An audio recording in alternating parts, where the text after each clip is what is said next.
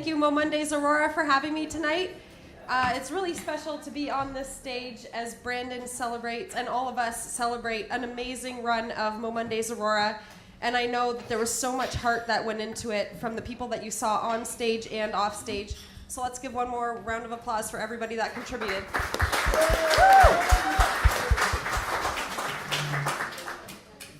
So some have called me loud, some have called me crazy, but nobody's ever called me quiet. So tonight, I'm going to do my absolute best to bring as much noise as I can, given that there's some kind of message in the universe telling me that maybe I should quiet this voice for a little bit and give it a rest due to a little throat thing going on. So here we go. So yes, as Brandon said, while my friends were chasing the next position in their career, they were getting married, having kids, and settling down, I decided to whisk off to Bali to have my own version of eat, pray, love. I was gonna have my hair whisking in the wind, being all zen-like, and really getting centered with myself, leaving all of my baggage behind.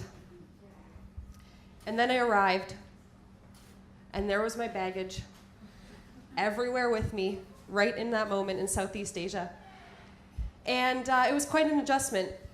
From the bugs and iguanas that climbed the outdoor bathrooms of the hostels that I stayed in, to the cuisine. There was no burger and fries for miles.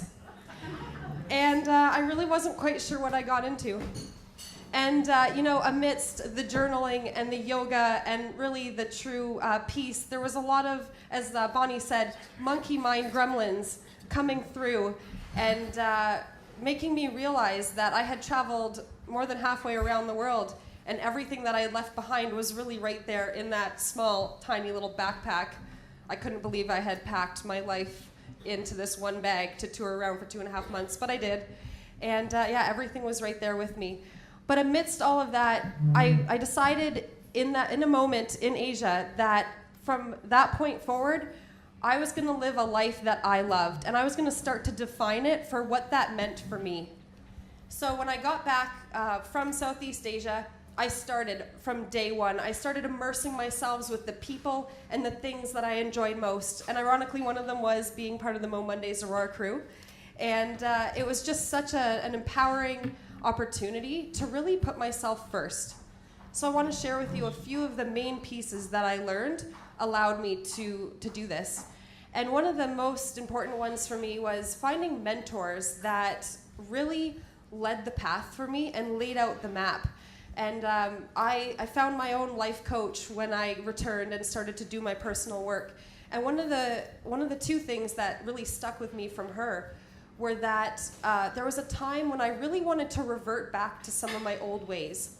And I wanted to do something that no longer served me. And I knew I deserved so much better, but in that moment, I really just wanted to go back to what felt comfortable and get back in my comfort zone. And it was my coach Nicole's words that really pulled me out of it and made me realize that I could go back to those old patterns, but the only person I would be letting down was myself.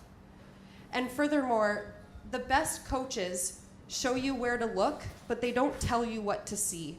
So it was continually empowering me to make my choices and to see what those lessons were in front of me instead of telling me what they were.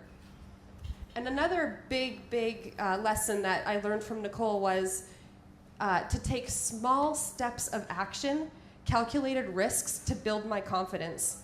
So that led me to the MoMondays stages, to competing in Speaker Slam in Toronto, and I also threw down in a lip sync competition, living in a gangster's paradise. And I stepped on those stages scared and totally afraid, shaking in my boots. But I left those stages sky high with that zest for life that I always knew was deep down inside. And another moment that really was another way that I really stepped into my power was when I was working with a very well-to-do businesswoman in the Barrie area. She had a very successful company, and she was opening up a second business. And she wanted me to be a full-time employee with her. And it was right around the time that I was really building up my own career as a life coach And I was faced with the decision to, again, go with what I know and go down the road to please and serve others, or to step into my power and make the decision to follow my dreams, to put myself first, and to decide what made me live my life on purpose. So again, I found myself in a very difficult position, having a conversation that would literally change my life.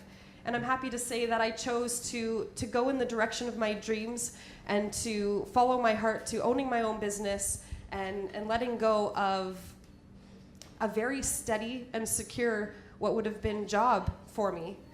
And so it's in these moments that I realized, when I've used my voice, as a few of our other speakers have said, and stepped into my power, that I've been able to change everything for myself.